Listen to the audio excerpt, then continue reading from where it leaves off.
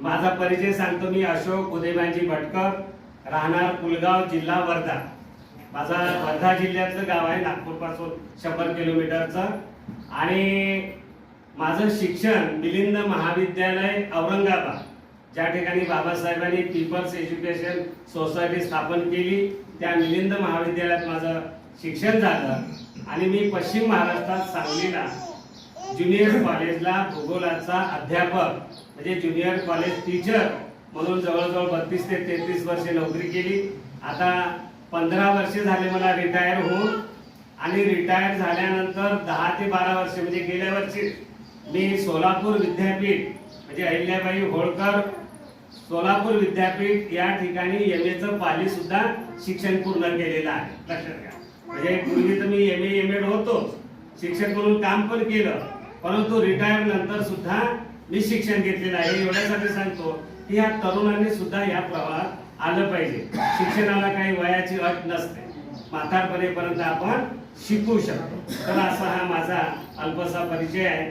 आणि या भारतीय बौद्ध महासभेला मी जोडल्या गेल्यामुळं मी या भागामध्ये यांच्यासोबत फिरत आहे. आणि आपल्याला माहिती आहे की धम्मदान हे कुशल कर्म आहे, सगळ्यात श्रेष्ठ दान आहे. आणि धम्मश्रवण करणे हे श्रेष्ठ आहे. म्हणजे कालेन धम्मश्रवण येतं उत्तम मंगल.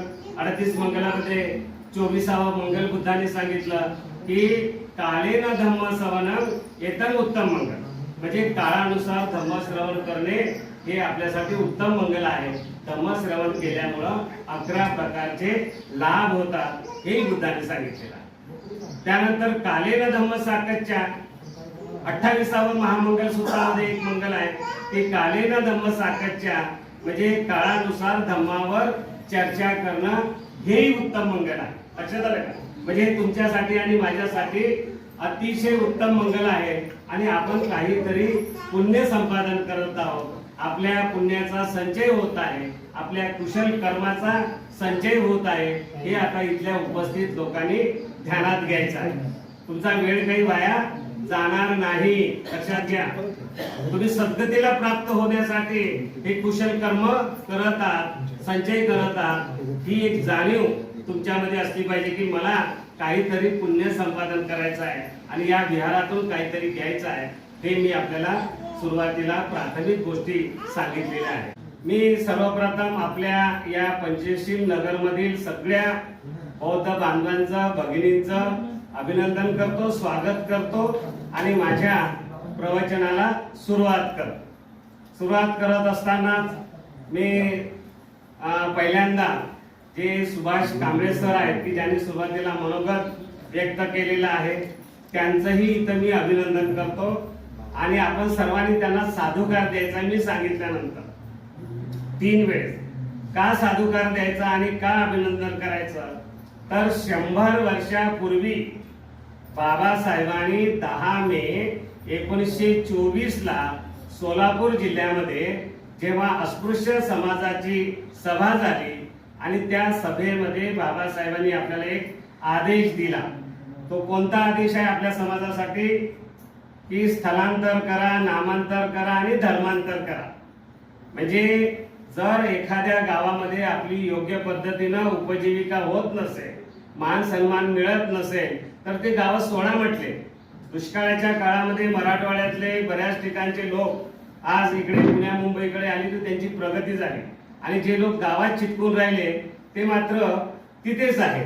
झाली काही प्रमाणात, परंतु मोठ्या प्रमाणात प्रगती जर कुणाची झाली तर ज्या शहरामध्ये औद्योगिकरण मोठ्या प्रमाणात आहे अशा ठिकाणी जे लोक गेले उपजीविकेसाठी त्यांची प्रगती झालेली आहे हे आपण सगळं जाणता. त्याच्यानंतर बाबासाहेबांनी काय सांगितलं की नामांतर करा. 100 वर्षापूर्वी 10 मे 1924 ला बाबासाहेबांनी सांगितलेलं आहे की आपण नामांतर करा. ज्या नावानं तुमच्या जातीची ओळख होते ते नावच बदला असं म्हटलं बाबासाहेबांनी.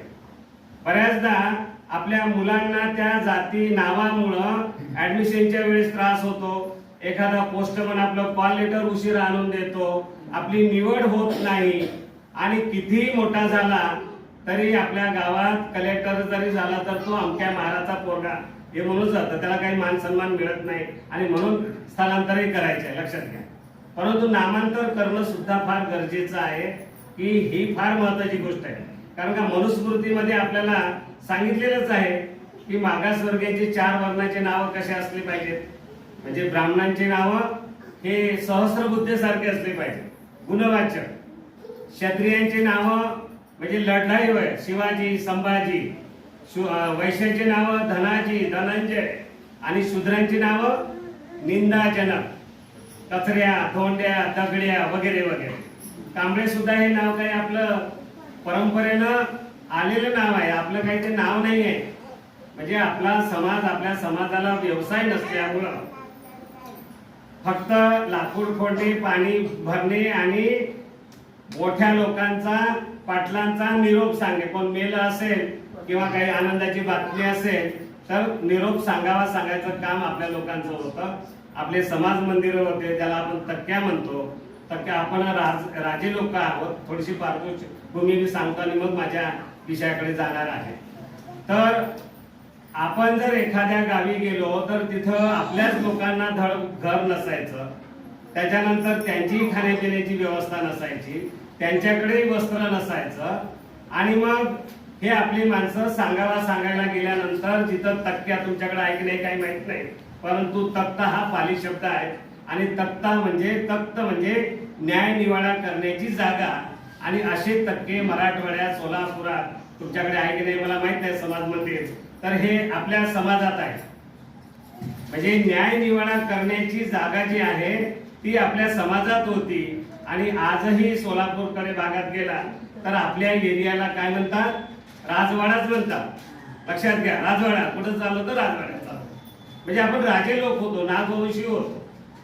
मला सांगायचं एवढं आहे की ही जी परिस्थिती या व्यवस्थेने लादली तेव्हा आपल्या अंगावर तिथं गेल्यानंतर झोपण्यासाठी कांबळ असायचं आपल्या लोकांकडे, की मी त्या गावी गेलो तर माझी किंवा झोपायची तरी व्यवस्था झाली पाहिजे तक्क्यात, कुडकुडूत मरण्यापेक्षा झोपण्यापेक्षा, म्हणून ते कांबळ घेऊन जायचे.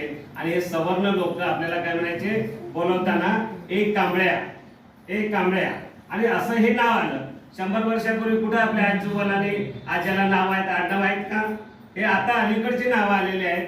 हे प्रत्येक नावं भिन्न भिन्न पद्धतीनं आलेले आहेत, त्याचा इतिहास वेगळा आहे. ते काय आज आपल्याला इथे सांगायची गरज नाही. परंतु बाबासाहेबांनी आपल्याला जात लपवायसाठी नामांतर करा असं म्हटलेलं नाही, लक्षात घ्या.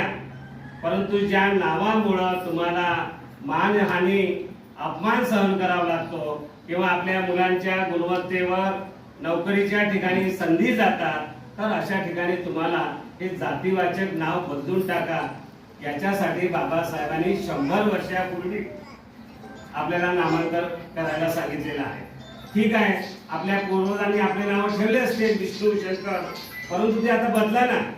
म्हणजे तुम्ही पूर्वाश्रमीच्या जातीला आणि धर्माला चिटकून आहे, तुम्ही बौद्ध झालेले नाहीत. जोपर्यंत तुमची ओळख, तुम्ही नाव बदलत नाही. आता सुभाष हे बुद्धाचंही नाव आहे, 84,000 बुद्धाचे नाव आहेत, त्याच्यापैकी 1,000 नावं गोयंका गुरुजीनं शोधून काढलेले आहेत. आणि सुभाष हे एक नाव बुद्धाचं आहे. नाव बुद्धाचं आहे पण आडनाव मात्र महाराचं होतं. त्यांनी आता बुद्धाचं नाव घेतलेलं आहे, मेघंकर. म्हणजे सुभाष मेघंकर हे नाव ठेवलेलं आहे. आता त्यांच्या मुलांना त्यांना कुठं अडचण येणार आहे का? कोण ओळखणार आहे त्यांना? मेघंकर म्हणजे कुठल्या जातीचा आहे? नाही तर लगेच आता तरी शोधून काढतात, तुम्ही कुठले, शिक्षण कुठलं झालं, तुमचे पाहुणे कुठं आहेत, म्हणजे लोक शोधायला जातात, नाही असं नाही. परंतु प्रथम दर्शनी तरी मेघंकर म्हटलं तर त्यांना असं कुठला तरी माणूस आहे. आता आमच्या विदर्भात असे काही नाव नाहीये. आता मला जो विषय दिला, मी आज काय म्हणजे यादीमधला मी अतिथी आहे. म्हणजे प्रमुख पाहुणे हे त्या विषयावर बोलणारे वेगळेच आहे. कालही मी अतिथी म्हणूनच गेलो आणि यांना सांगितलं की तुमच्या कार्यक्रम पत्रिकेमध्ये माझं कुठेही नाव घालू नका. जेव्हा वक्ता कोण नसेल तेव्हा मला सांगा. शुक्रवार, शनिवार, रविवार हे दिवस 3 माझे तुमच्यासाठी आहे. कारण का एरवी माझा मुलगा आणि सून सर्व्हिसला जातात, त्यामुळे नातूची जबाबदारी माझ्याकडे असते. आणि शुक्रवारी वर्क फ्रॉम होम असल्यामुळं आणि शनिवार रविवारी त्यांना सुट्टी असल्यामुळं हे 3 दिवस मला तुम्ही कुठेही सांगा. आणि मी घरात पण सांगितलं की शुक्रवारी, शनिवारी आणि रविवारी त्यांनी मला कुठेही चला म्हटलं तर मी तिकडे जात नाही, कारण का याच्यासारखं पुण्य कुठं नाहीये. ते जातात फिरायला वगैरे, पण मला माझ्या जीवनामध्ये काहीतरी माझ्या जीवनाचं सार्थक करायचं आहे आणि बाबासाहेबांचं मिशन पुढे न्यायचं आहे, या ध्येयानं मी इथं आलेलो आहे. तर हा परिचय आणि प्रास्ताविक केल्यानंतर आजच्या विषयाच्या संदर्भात मी थोडंसं बोलणार आहे आणि सर्वप्रथम तुम्हाला मी संवादात्मक काही गोष्टी सांगणार आहे. आजचा दिवस सगळ्यांनी सांगायचा. आजचा दिवस कुठला आहे? रविवार आहे का संडे आहे? संडे पण आहे आणि रविवार पण आहे. पण आपल्यासाठी कुठला दिवस आहे? आपल्यासाठी रविवार नाही. बौद्धांनी लक्षात घ्यायचं, आपल्यासाठी रविवार आहे का? नाही. डॉक्टर बाबासाहेब आंबेडकर आता यांनी पर्यटनाची माहिती सांगितली आणि बुद्धाने सुद्धा आनंदाला सांगितलं की तुम्हाला तुमच्या जीवनामध्ये कुशल कर्म करायचं असेल तर 4 स्थळांना किमान भेटी दिल्याच पाहिजे. बुद्धाचा जिथं जन्म झाला ते बुद्धाचं लुंबिनी स्थळ, बुद्धाने जिथं धम्मचक्र संबोधी प्राप्त झाली ते बुद्धगया, ज्या ठिकाणी त्यांनी धम्म सांगितला, धम्मचक्र प्रबोधन केलं ते सारनाथ, आणि ज्या ठिकाणी बुद्धाचं महापरिनिर्वाण झालं ते कुशीनगर. हे 4 स्थळ तर बुद्धाने आनंदाला सांगितले आणि आनंदाने ते आपल्याला सांगितले आणि तेच बाबासाहेबांनी सांगितले आणि बाबासाहेबांनी ते प्रत्यक्ष अनुकरणात आणले. 24, 25, 26 नोव्हेंबरला बाबासाहेब काशी विश्वविद्यापीठात म्हणजे त्यांनी पर्यटनाला सुरुवात केली.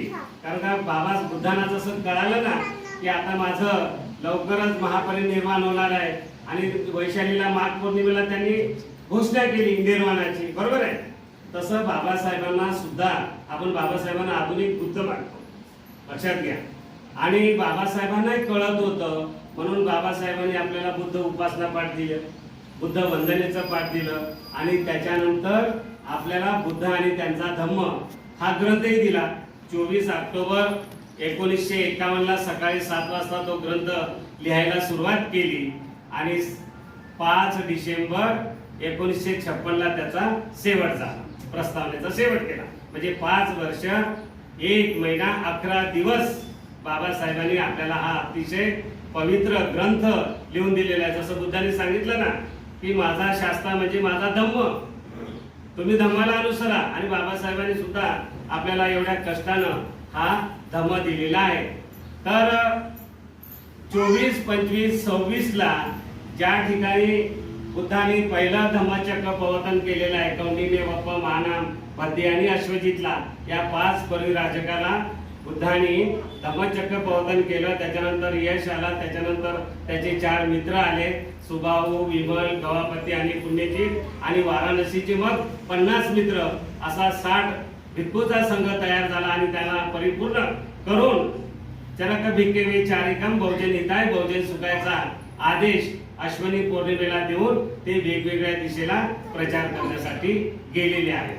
तर त्याच धम्मेक स्तूपाजवळ लक्षात घ्या, ज्या ठिकाणी भगवान बुद्धाने धम्मचक्र प्रवर्तन सूत्र सांगितलं त्याच धम्मेक स्तूपाजवळ, तुमच्यापैकी काही लोकांनी बघितलंय असेल, त्याच धम्मेक स्तूपाच्या ठिकाणी महाबोधी सोसायटीनं बाबासाहेबांचा सत्कार केला होता आणि त्या सत्काराच्या वेळेस अनेक आपले बौद्ध उपासक, कार्यकर्ते, भिक्खू संघ उपस्थित होते. आणि सुरुवातीला त्यांचं काशी विश्वविद्यापीठामध्ये हिंदूंच्या विद्यार्थ्यांसाठी वाराणसीच्या व्याख्यानही झालं, तिथे त्यांचा सत्कार आयोजित केला आणि तिथल्याही हिंदूच्या विद्यार्थ्यांना बाबासाहेबांनी धम्म किती महत्वाचा आहे हेच सांगितलं. लक्षात घ्या, म्हणजे इतर आपला धम्म काय फक्त आपल्यापुरता मर्यादित आहे का? मांगा महारापुरता मर्यादित नाही आहे. जिथं जिथं ज्या ज्या कानाकोपऱ्यात व्यक्ती आहे, माणूस आहे, त्या सर्व माणसासाठी आपला धम्म मोकळा आहे. लक्षात आलं का? सगळ्यांसाठी आहे. हा ठराविक जातीसाठी बुद्धाचा धम्म, बुद्धाचा विचार नाही, हे आपण लक्षात ठेवायचं आहे. बुद्ध तर क्षत्रिय होते म्हणून काय त्यांनी क्षत्रियांसाठीच फक्त सांगितलं का? नाही सांगितलं. परंतु सगळ्यांसाठी आपला धम्म आहे. त्या धम्मेक स्तूपाजवळ बाबासाहेबांनी 26 नोव्हेंबरला आपल्याला एक आदेश दिलेला आहे की प्रत्येक बौद्धांनी दर रविवारी 10 ते 11 या वेळेत विहारात गेलंच पाहिजे. काय आदेश दिला?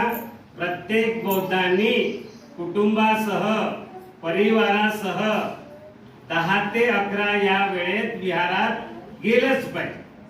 आता हा आदेश केव्हा दिला? 26 नोव्हेंबर 1956 ला. बरोबर आहे. आता 26 नंतर 4 दिवस आपण धरूया. 30 नोव्हेंबर महिना किती दिवसाचा आहे? 30 का 31 आहे? 30 आहे. बरोबर आहे.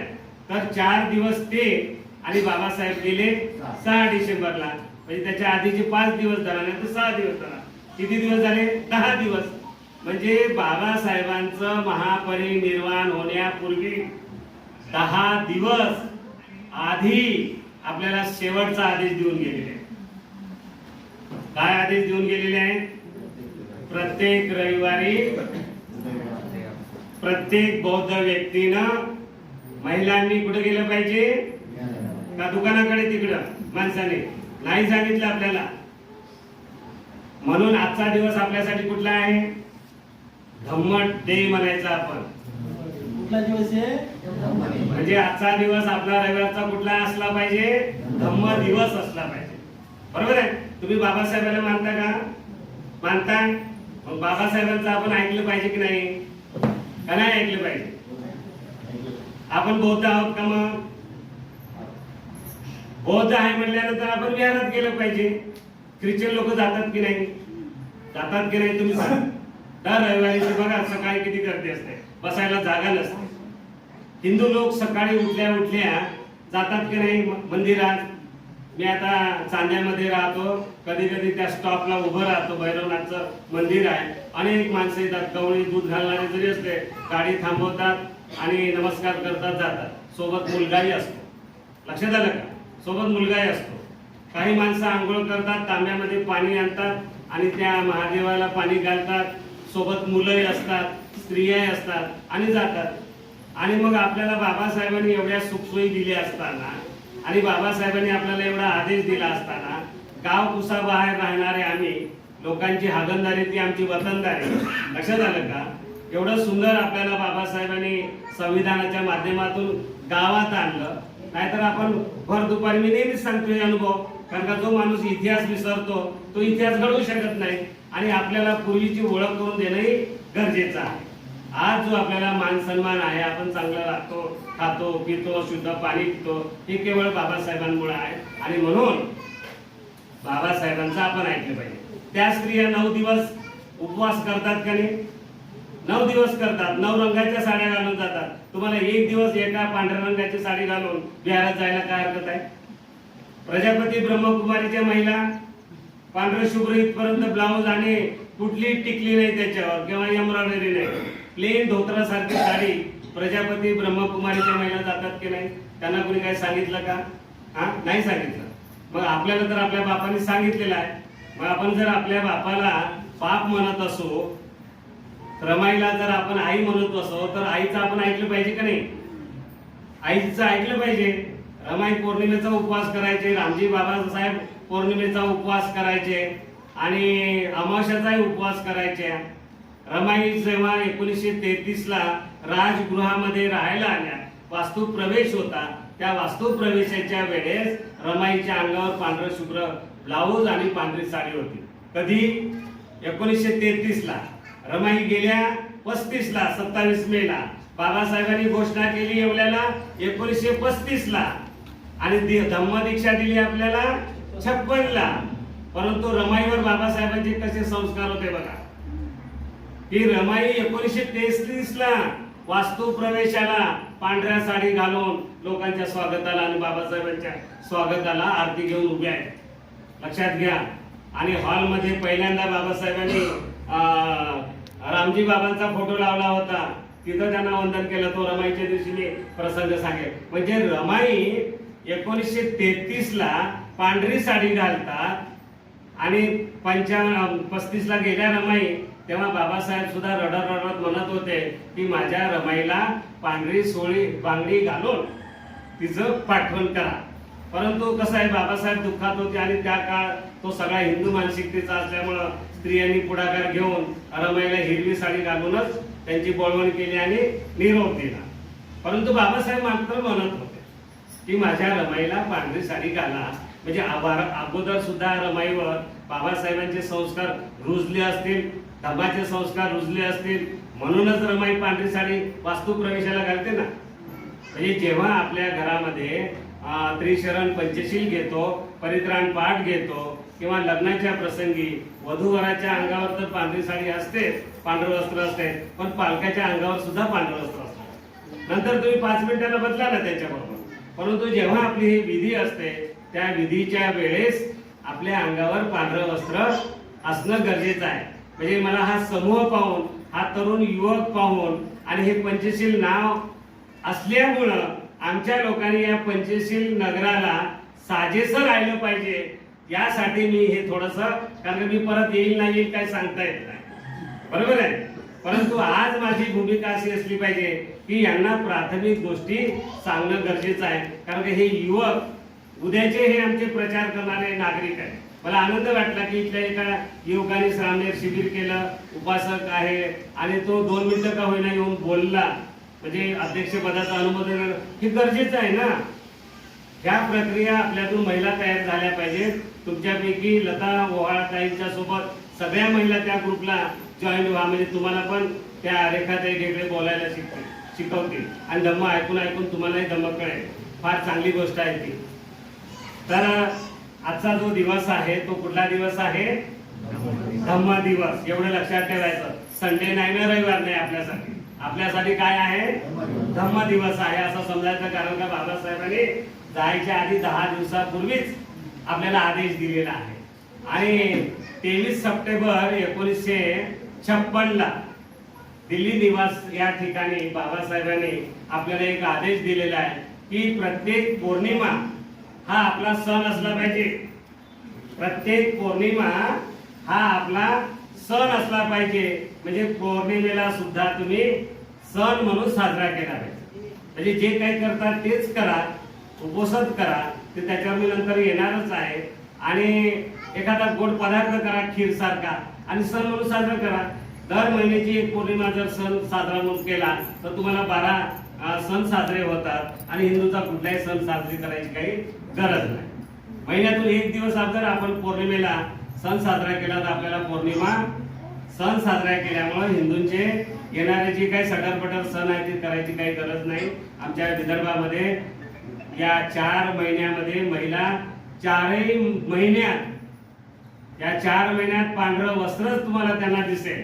आणि दर रविवारी त्या रोज तर येतात, रविवारी येतात आणि संध्याकाळी येतात, वंदना घेतात आणि दुपारी ज्या महिला मोकळ्या असतात त्या दुपारी येऊन बुद्ध आणि त्यांचा धम्माचं ग्रंथाचं वाचनही करतात या वर्षाच्या काळात. आता आपल्याकडे अजून ती काही प्रथा आलेली नाही आहे, पण ती तुम्ही सुरुवात करायची आहे.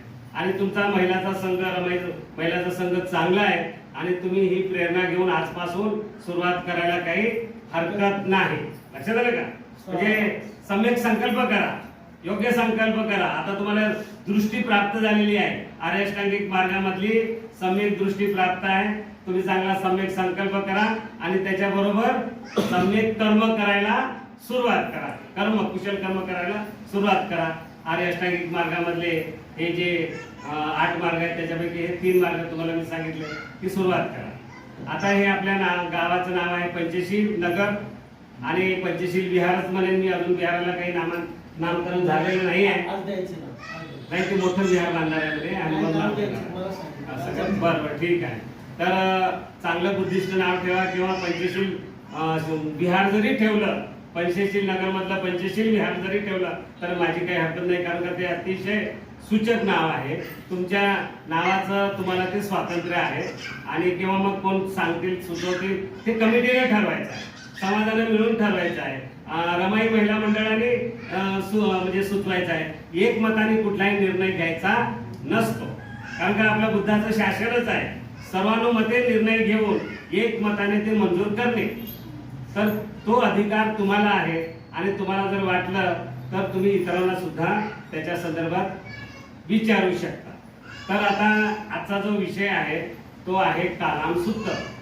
आता मी तुम्हाला काही गोष्टी विचारणार आहे आणि मग ते कालामसूत्र सांगायचं की नाही याचा मी विचार करणार आहे, बरोबर आहे. आता जाती म्हणजे काय? जन्म जाती म्हणजे काय? जन्म जन्म. आता ते सर आहेत धम्मातले म्हणून त्यांना सांगता आलं. तुम्ही जात म्हणजे काय सांगितली असते? कष्ट. आपले सॉरी कास्ट. तुम्ही काय सांगितलं असतं? कास्ट म्हटलं असता का नाही? तर आपल्या धर्मामध्ये जाती या शब्दाला जन्म म्हणतात. म्हणजे जन्म म्हणजे उदयाला येणे, निर्माण होणे. आता संस्कार म्हणजे काय? हे पाली शब्द आहे. अविद्या पच्चाय संखारा. संखारा म्हणजे संस्कार. आता संस्कार म्हणजे काय? आपण म्हणतो संस्कार म्हणजे काय, तर आपण जे मुलांवर ज्या काही गोष्टी चांगल्या सांगतो त्याला आपण संस्कार म्हणतो. बरोबर आहे. आता ह्या 2500 वर्षापूर्वीचा संखारा तो आता मराठीत आलेला शब्द संस्कार, परंतु पालीच्या दृष्टीने त्याचा अर्थ बदलतो. संस्कार म्हणजे कर्माचा विपाक. संस्कार म्हणजे काय? पालीच्या दृष्टीने जर आपण अभ्यास करायचा झाला तर त्याला म्हणतात कर्माचा विपाक, म्हणजे कुशल अकुशल कर्म. बरोबर आहे. आता विज्ञान म्हणलं म्हणजे काय? विज्ञान म्हणजे काय सांगा ना. धम्मातल्या माणसाने नाही सांगायचं, इतरांनी सांगायचं. ज्याला थोडाफार धम्म माहिती आहे त्यांनी सांगायचं. विज्ञान म्हणलं की तुमच्या डोळ्यासमोर काय प्रश्न येतो? शाळेतली प्रयोगशाळा, शाळेतले प्रयोग उपकरण. बरोबर आहे. रसायनशास्त्र, जीवशास्त्र, भौतिकशास्त्र हे आपल्याला विज्ञान आहे असं वाटतं. बरोबर आहे. परंतु विज्ञान म्हणजे आपल्या धर्मातली चेतना. विज्ञान म्हणजे काय? आपल्या धर्मातली चेतना. बरोबर आहे. आणि ती चेतना 5 इंद्रियावर अवलंबून आहे. त्याच्यामध्ये चक्षु आहे म्हणजे डोळे आहे, कान, नाक आहे. भगवान बुद्धाने आतापर्यंत आपण 5 इंद्रिय आपल्या शाळेत शिकवलेले आहेत, परंतु बुद्धाने 6वं इंद्रिय आपल्याला शोधून सांगितलं ते म्हणजे मन. आणि आपला धम्म हा मनावर केंद्रीभूत आहे. बरोबर आहे. म्हणजे आपण डोळ्यांनी पाहतो, कानाने ऐकतो, नाकाने श्वास घेतो, जिभेने आपल्याला रस कळते किंवा चव कळते. बरोबर आहे. त्वचेने आपल्याला स्पर्श कळतो आणि मनाने काही गोष्टी आपल्याला कळतात. हे म्हणजे विज्ञान. मग आता जर मी तुम्हाला हे प्रतित्य समुद्पाद जर समजावून सांगितला तर तो समजेल का? नाही. आणि प्रतित्य समुद्पाद तुम्ही बुद्धानी धम्म हा ग्रंथ आहे तुमच्याकडे? किती लोकांकडे आहे? नाही नाही, घरात आहे का? आहे. परंतु वाचला का तुम्ही? वाचला. आमच्या बौद्धाचार्यांनी वाचला. त्याच्यामध्ये खंड क्रमांक 3 मध्ये धम्म, अधम्म आणि सधम्म आहे. बरोबर आहे. आता अधम्म म्हणजे काय? त्याच्यामध्ये एक गोष्ट सांगितली आहे की आत्म्यावरील विश्वास म्हणजे अधम्म होय. आणि याच्यामध्ये बाबासाहेबांनी बुद्धाचा नामरूप सिद्धांत सांगितलेला. याच्यामध्ये भगवंतांचा हा जो प्रतित्य हा संस्कृत शब्द आहे. त्याला पालीमध्ये पट्टिच्य असं म्हणतात. समजलं का? आता पट्टिच्य समुत्पाद किंवा प्रतित्य समुत्पाद हा खंड क्रमांक 3 भाग क्रमांक 3 मध्ये धम्म, अधम्म आणि सधम्म. आणि अधम्मामध्ये एक टॉपिक आहे आत्म्यावरील विश्वास म्हणजे अधर्म होय. आणि त्याच्यामध्ये भगवंतांचा हा नामरूप सिद्धांत सांगितलेला आहे. आणि त्याच्यातच हा आपला प्रतित्य समुत्पाद आहे. तो आम्ही जरी वाचला 10 वेळेस जरी वाचला तरी आमच्या डोक्यावर जातो. लक्षात आलं का? आणि हे जे प्रतित्य समुत्पाद आहे माझ्याकडे त्याचा चार्टही आहे. तर हा काही तोंडी सांगण्याचा विषय नाही का? तो हा तोंडी सांगण्याचा विषय नाही आहे. हा विषय जो आहे हा खडू फळा प्रवचनाचा विषय. कशाचा? खडू आणि फळा प्रवचन. आणि तोही एका तासातला नाहीये. तो पण एका तासातला नाही. असं हे पोस्टर मला मोठं असं डिजिटल करावं लागणार आहे आणि त्याच्यावर तो तुम्हाला समजावून सांगणार आहे की हे आता तुम्हाला जाती म्हणजे काय, विज्ञान म्हणजे काय, संस्कार म्हणजे काय, वेदना म्हणजे काय. हो, वेदना म्हणजे काय? आता वेदना होतात ना. समजा आपल्याला कापलं लागलं तर आपल्याला वेदना होतात की नाही? आता सुरू झाली की वेदना? वेदना होतात की नाही? मग ह्या वेदना शब्द पालीमध्ये आपल्याला जो त्रास होतो दुःख होतो तो नाहीये. वेदना म्हणजे अनुभूती सुखाची दुःखाची. म्हणजे अगोदर आपल्याला काय करावं लागेल, या कन्सेप्ट समजून घ्यावं लागेल आणि मग ह्या 12 कड्या आपल्याला समजून घ्यावं लागेल. तेव्हा तो प्रतिज्ञ समुद्पाद समजणार आहे आणि तुम्हाला शिकवत मला ते शिकावं लागणार. मला अनेक वेळेस तो वाचावा लागणार आहे. मी जरी आता वाचला ना, समजावून सांगितलं आणि 5 मिनिटांनी तुम्ही जर मला विचारलं तर मला काही येणार नाही. एवढा तो अवघड हा विषय आहे प्रतिज्ञ समुद्पाद. परंतु हा सुद्धा आपल्या लोकांना समजून सांगणं गरजेचं आहे. आज जरी मी इथल्या लोकांना कुणाला जरी उठवलं, दादाला जरी उठवलं की दादा तुम्ही जरा प्रतिज्ञ समुद्पाद जरा समजावून सांगा म्हटलं तर नाही ना. मी गॅरंटीने सांगतो, मी जरी एम ए पाली असलो तरी मी आता फक्त एम ए पाली झालो म्हणजे मी KG1 आणि KG2 ची परीक्षा पास केलेली आहे. काय केलेली आहे? KG1 आणि KG2 ची परीक्षा पास केली. मी अजून पहिली ते गेलेलो नाही. आणि बाबासाहेबच असं म्हणतात की धम्म हा अथांग महासागरासारखा आहे आणि या अथांग महासागरामध्ये बाबासाहेब म्हणतात मी घोट्यावर पाण्यात आहे. बाबासाहेब काय म्हणतात? मी घोट्यावर पाण्यात आहे. मग आता बाबासाहेब जर या धम्माच्या बाबतीत घोट्यावर पाण्यात असतील तर आम्ही धम्माच्या बाबतीत किती लांब असणार आहे? खूप दूर आहे. म्हणजे वाळवंटात मी नेहमी उदाहरण सांगतो, वाळवंटात उंट हा प्राणी असतो, पाण्याची कमतरता असते आणि ज्या माणसाला पाणी पाहिजे असतं तो उंटावर बसतो आणि तो उंट त्याला त्या पाण्याच्या वासाच्या दिशेनं घेऊन जातो. आणि नाहीच पाणी सापडलं तर ते माणसं शेवटी उंटाला मारतात आणि त्याच्या पोटामध्ये अगदी घागरीसारखी पाण्याची पिशवी असते, त्याचं तोंड पण एवढं आणि मोठी घागर असते आणि त्याच्यातलं पाणी पितात. लक्षात आलं का? म्हणजे आपली अवस्था कशी आहे?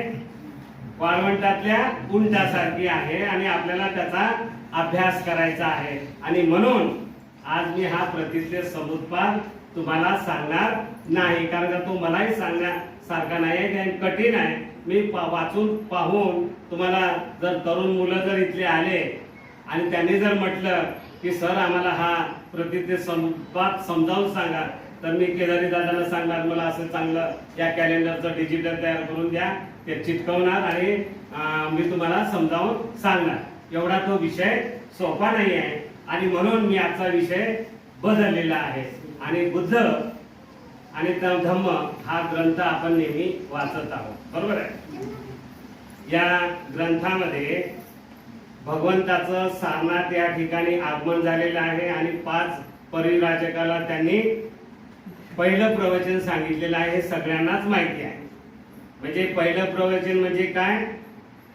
पावित्र्याचा मार्ग, म्हणजे त्याला म्हटलेलं आहे विशुद्धी मग्ग, म्हणजे स्वतःला शुद्ध करण्याचा मग्ग म्हणजे मार्ग. आणि हे मार्ग सांगत असताना पहिल्या प्रवचनामध्ये बुद्धाने त्या 5 परिराजकाला फक्त पंचशील सांगितलेलं आहे. परंतु बाबासाहेबांनी एक आपल्याला आदेश दिलेला आहे 14 ऑक्टोबर 1956 ला की दरेकाला दीक्षा दिली पाहिजे. दरेकाला दीक्षा दिली पाहिजे. म्हणजे प्रत्येक व्यक्तीनं आपल्याला समजलेला धम्म हा इतरांना पण सांगितला पाहिजे, बरोबर आहे. आणि ही प्रत्येक बौद्ध व्यक्तीची जबाबदारी आहे. नुसती व्यक्तीचीच नाही तर महिलांची सुद्धा जबाबदारी आहे.